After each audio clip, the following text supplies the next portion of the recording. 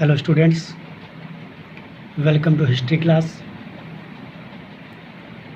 ਅੱਜ ਅਸੀਂ unit first ਦਾ ਥਰਡ ਕੁਐਸਚਨ ਸ਼ੁਰੂ ਕਰਾਂਗੇ। ਅੱਜ ਦੀ ਕਲਾਸ ਦਾ ਕੁਐਸਚਨ ਹੈ ਵਾਰਨ ਹੈਸਟਿੰਗਸ ਦੇ ਮਹੱਤਵਪੂਰਨ ਸੁਧਾਰਾਂ ਦੀ ਚਰਚਾ ਕਰੋ। ਤੁਹਾਨੂੰ ਯਾਦ ਹੋਣਾ ਹੈ ਕਿ 1757 ਈਸਵੀ ਦੇ ਪਲਾਸੀ ਯੁੱਧ ਦੇ ਬਾਅਦ ਅੰਗਰੇਜ਼ਾਂ ਨੂੰ ਭਾਰਤ ਵਿੱਚ ਦੀਵਾਨੀ ਅਧਿਕਾਰ यानी कि लगान संबंधी या कर संबंधी अधिकार प्राप्त हो गए। इस तरह 1764 ईस्वी के बक्सर युद्ध के बाद अंग्रेज़ों को फौजदारी अधिकार भी प्राप्त हो गए, यानी बक्सर युद्ध के बाद अंग्रेज़ बंगाल के असली शासक बन गए। इन्हां दोवां युद्धां के बाद अंग्रेज़ों ने ज़्यादा तो ज़्यादा लाभ प्राप्त करने के लिए कुछ नीतियां अपनाईयां। जिस समय वारन हेस्टिंग्स बंगाल का गवर्नर बन के आया तो उसने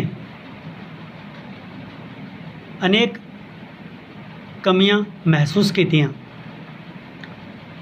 वारन हेस्टिंग्स ने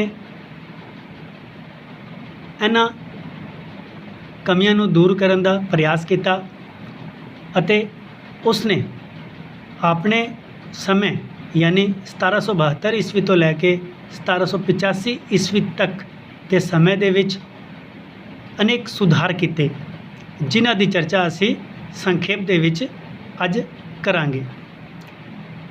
शुरू करते हाँ। पहला पॉइंट है वारन हेस्टिंग्स के प्रशासनिक सुधार। इन्हां सुधारां दे विच पहला है द्वैध शासन प्रणाली का अंत या दोहरी शासन प्रणाली का अंत। लॉर्ड क्लाइव द्वारा बंगाल विच लागू की गई दोहरी शासन प्रणाली का हुण कोई महत्व नहीं रह गया सी। कंपनी के संचालक बंगाल का प्रबंध कंपनी के कर्मचारियों नूं सौंपना चाहुंदे सन।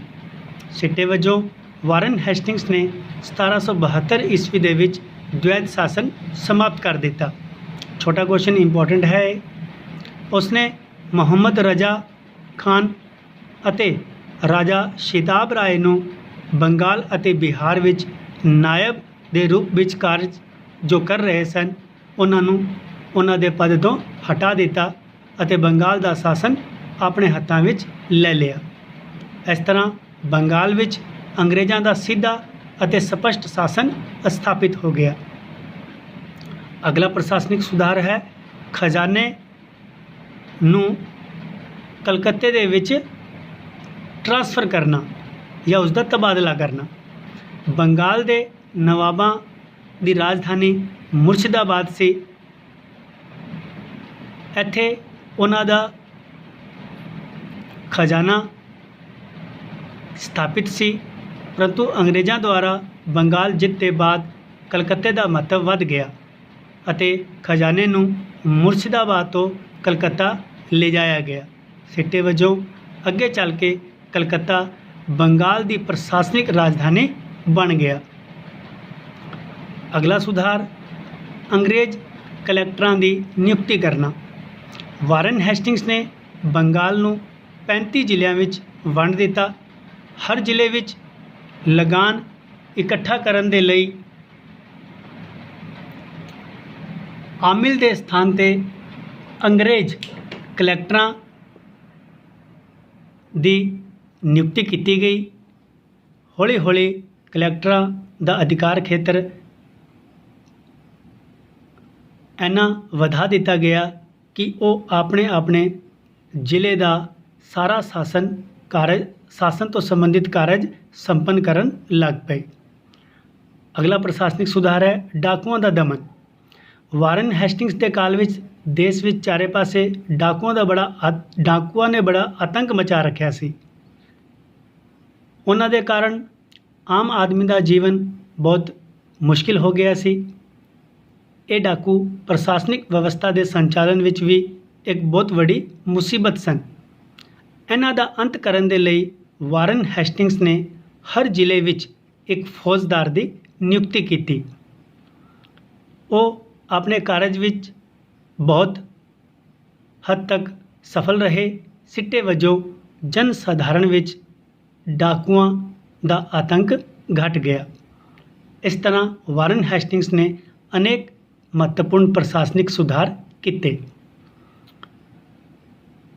ਉਸਦੇ ਅਗਲੇ ਸੁਧਾਰ ਹਨ ਲਗਾਨ ਸੰਬੰਧੀ ਸੁਧਾਰ।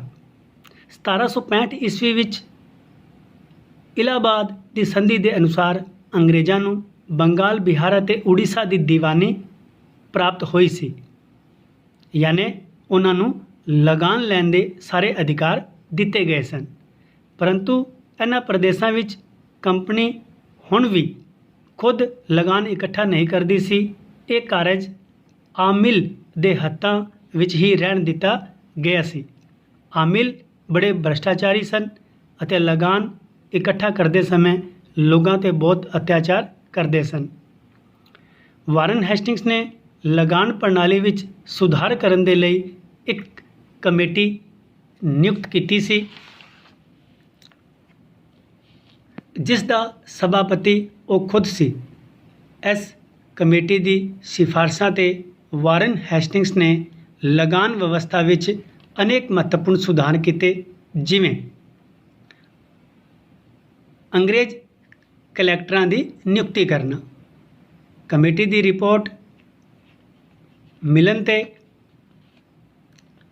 ਵਾਰਨ ਹੈਸਟਿੰਗਸ ਨੇ ਇਹ ਫੈਸਲਾ ਲਿਆ ਕਿ ਭੂਮੀ ਕਰ ਇਕੱਠਾ ਕਰਨ ਦਾ ਕਾਰਜ ਆਪਣੇ ਹੱਥਾਂ ਵਿੱਚ ਲਿੱਤਾ ਜਾਵੇ ਅਤੇ ਉਸਨੇ ਬੰਗਾਲ ਦੇ ਰਾਜ ਨੂੰ 35 ਜ਼ਿਲ੍ਹਿਆਂ ਵਿੱਚ ਵੰਡ ਕੇ ਹਰ ਜ਼ਿਲ੍ਹੇ ਵਿੱਚ ਇੱਕ ਅੰਗਰੇਜ਼ ਕਲੈਕਟਰ ਦੀ ਨਿਯੁਕਤੀ ਕੀਤੀ। ਲਗਾਨ ਇਕੱਠਾ ਕਰਨ ਦਾ ਕਾਰਜ ਇਹਨਾਂ ਕਲੈਕਟਰਾਂ ਨੂੰ ਸੌਂਪ ਦਿੱਤਾ ਗਿਆ। ਕਲੈਕਟਰਾਂ ਦੀ ਮਦਦ ਦੇ ਲਈ ਹਰ ਜ਼ਿਲ੍ਹੇ ਵਿੱਚ ਸਥਾਨਿਕ ਕਰਮਚਾਰੀਆਂ ਦੀ ਨਿਯੁਕਤੀ ਵੀ ਕੀਤੀ ਗਈ। ਅਗਲਾ ਸੁਧਾਰ ਹੈ ਲਗਾਨ ਬੋਰਡ ਦੀ ਸਥਾਪਨਾ। ਇਹ ਕੁਐਸਚਨ ਇੰਪੋਰਟੈਂਟ ਹੈ। ਵਾਰਨ ਹੈਸਟਿੰਗਸ ਨੇ ਭੂਮੀ ਕਰ ਵਿਵਸਥਾ ਦੀ ਦੇਖਰੇਖ ਕਰਨ ਦੇ ਲਈ ਕਲਕੱਤੇ ਵਿਖੇ 1772 ਈਸਵੀ ਦੇ ਵਿੱਚ ਇੱਕ ਰਾਜਸਵ ਬੋਰਡ ਯਾਨੀ ਲਗਾਨ ਬੋਰਡ ਦੀ ਸਥਾਪਨਾ ਕੀਤੀ। ਲਗਾਨ ਸੰਬੰਧੀ ਸਾਰੇ ਕਾਰਜ ਉਸ ਨੂੰ ਸੌਂਪ ਦਿੱਤੇ ਗਏ। ਇਸ ਬੋਰਡ ਵਿੱਚ ਕੁੱਲ 5 ਮੈਂਬਰ ਸਨ, ਜਿਨ੍ਹਾਂ ਵਿੱਚੋਂ 3 ਮੈਂਬਰ ਉਸ ਦੀ ਆਪਣੀ ਕੌਂਸਲ ਦੇ ਸਨ ਅਤੇ 2 ਕੰਪਨੀ ਦੇ ਉੱਚੇ ਅਧਿਕਾਰੀ ਸਨ। ਅਗਲਾ ਸੁਧਾਰ ਹੈ 5 ਸਾਲਾ ਅਤੇ 1 ਸਾਲਾ ਠੇਕੇ ਦੀ ਵਿਵਸਥਾ। ਸ਼ੁਰੂਆਤ ਵਿੱਚ ਵਾਰਨ ਹੈਸਟਿੰਗਸ ਨੇ ਭੂਮੀ ਦੇ 5 ਸਾਲਾ ਠੇਕੇ ਦੀ ਵਿਵਸਥਾ ਕੀਤੀ। ਇਸ ਵਿਵਸਥਾ ਦੇ ਅਨੁਸਾਰ ਜੋ ਵੀ ਵਿਅਕਤੀ ਸਭ ਤੋਂ ਉੱਚੀ ਬੋਲੀ ਦਿੰਦਾ ਸੀ, ਉਸ ਨੂੰ 5 ਸਾਲ ਦੇ ਲਈ ਭੂਮੀ ਕਰ ਲਗਾਨ ਵਸੂਲ ਕਰਨ ਦਾ ਅਧਿਕਾਰ ਦੇ ਦਿੱਤਾ ਜਾਂਦਾ ਸੀ। ਸਰਕਾਰ ਬੋਲੀ ਦੇਣ ਵਾਲੇ ਤੋਂ ਨਿਸ਼ਚਿਤ ਰਾਸ਼ੀ ਪਹਿਲਾਂ ਹੀ ਵਸੂਲ ਕਰ ਲੈਂਦੀ ਸੀ, ਪਰੰਤੂ ਕੁਝ ਸਮੇਂ ਬਾਅਦ ਇਹ ਅਨੁਭਵ ਕੀਤਾ ਗਿਆ ਕਿ ਇਹ ਵਿਵਸਥਾ ਦੋਸ਼ਪੂਰਨ ਹੈ।